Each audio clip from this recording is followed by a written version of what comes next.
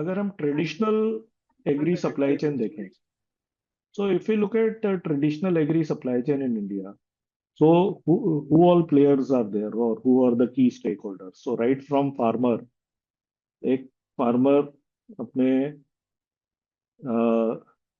Farm में, खेतों में अपना प्रोड्यूस क्रॉप प्रोड्यूस कर रहा है, right?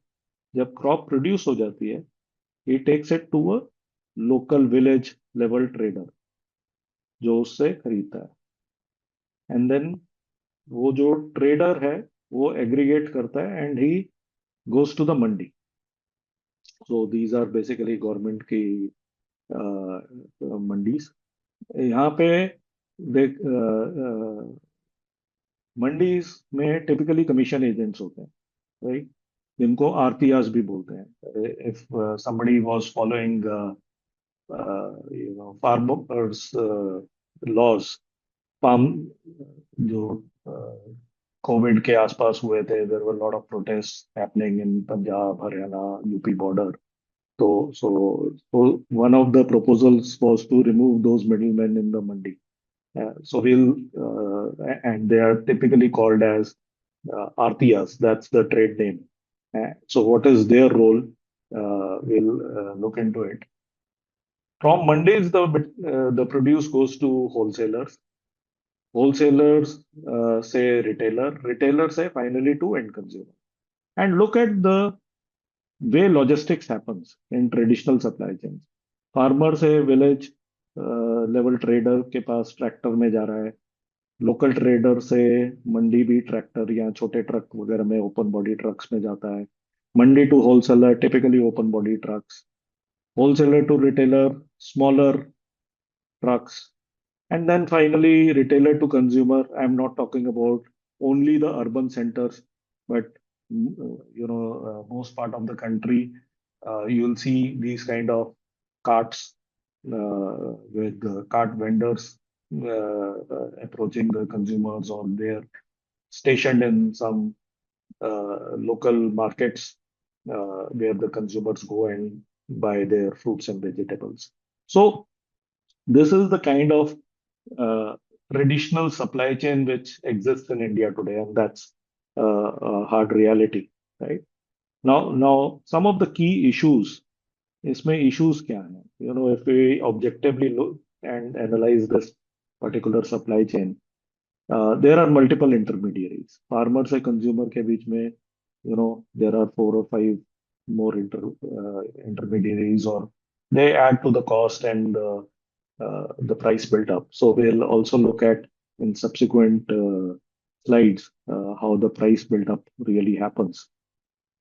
So the first key issue is there are multiple intermediaries which increase the cost.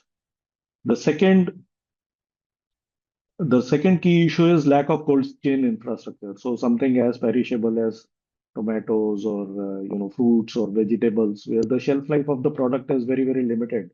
तो वहां पे to maintain the product freshness, you need to have a proper infrastructure, both in terms of where they are stored and whenever they are flowing right from farmer to consumer.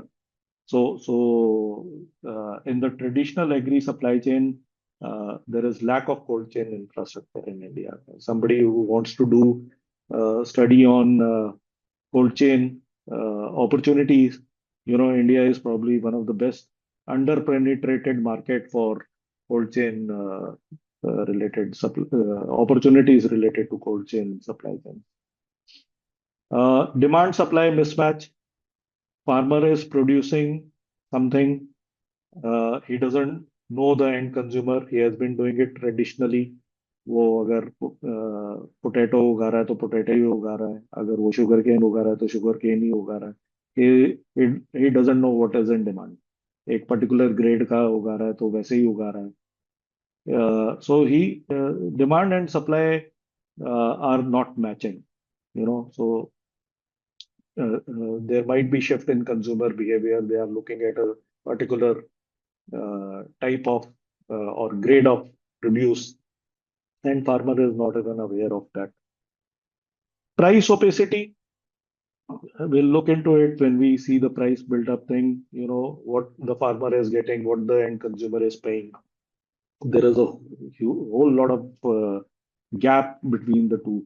And consumer doesn't know, what the farmer is earning. The farmer doesn't know or has no idea as to what the end consumer is paying, right? So each of them are concerned more about how much they are earning or losing, right? And then, as I said, there is high degree of wastage, 20 to 30% in fruits and vegetables in traditional supply chains. So the key concern is, farmers are earning less and consumers are paying more. Farmer कम कमा रहा है और या कई बार loss loss भी कर रहा है and consumers and up paying very very high prices so all these की इश्यूज का जो नेट रिजल्ट है वो ये है कि farmers earn less and consumers पे मोर. Now, let's look at the price buildup and the role of different stakeholders in this supply chain. So, farmer का role क्या है? Production. So, he produces a certain crop. His value addition comes in terms of farming. So, let's take an example wherein the price. So, the farmer is producing his crop. His value addition comes in from farming and let's say he sells a crop at about 25 to 35 rupees.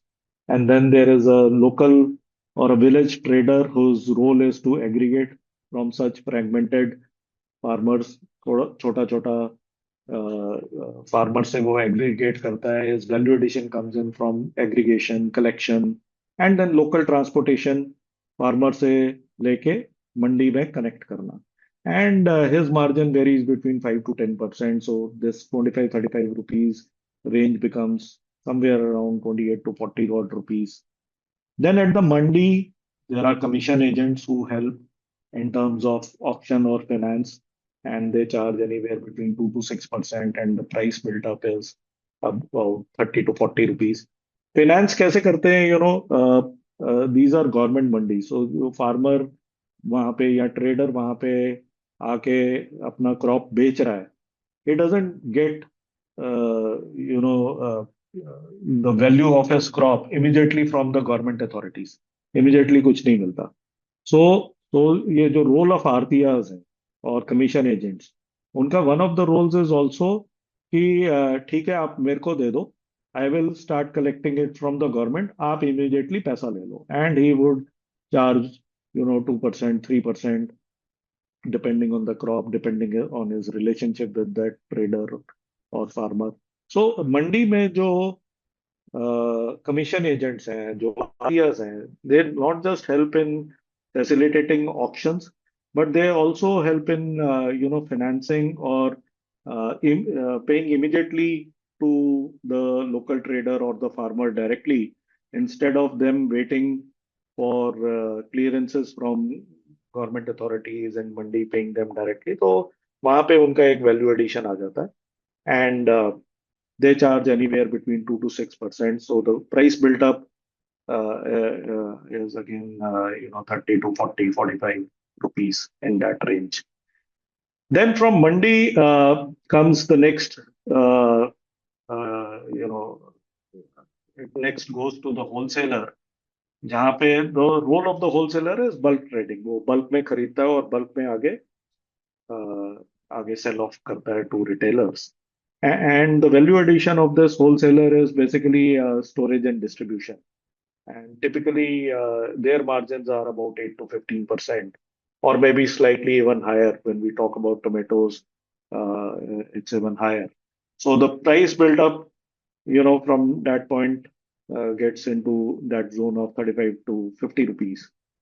And then obviously the wholesaler is selling it to the retailer and he is engaging a logistic service provider. And the value addition is basically moving from the wholesale market to the retail market. And this logistics guy is also having a margin of about 5 to 10%, which ends up into a price build-up of 37 to 52 rupees. And then it comes to the retailer, where His role is to sell off the produce, and also most of the wastage that happens, the unsold stock, yeah, uh, crop produce खराब होना, that is at the retailer end. Most of it. We'll look at what where all wastages are happening, but most of it is happening at the retailer end, and therefore he has to keep his margins pretty steep in order to absorb those wastages. So his margins are in the range of 40 to 50%, which makes this price build up to something like 55 to 75 rupees. So end of the day, so the consumer ends up paying 75 rupees. So look at, the farmer is selling at about 25 to 35 rupees. If I take a midpoint of about 30 rupees, the consumer is paying for the same crop at something like 75 rupees.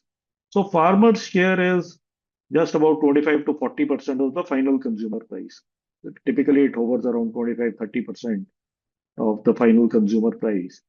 And the share of the intermediaries is about 60 to 75%. Very, very huge share of profitability. So that's what I meant by, farmers earn less and consumer pay more. So this is what happens in a traditional agri supply chain.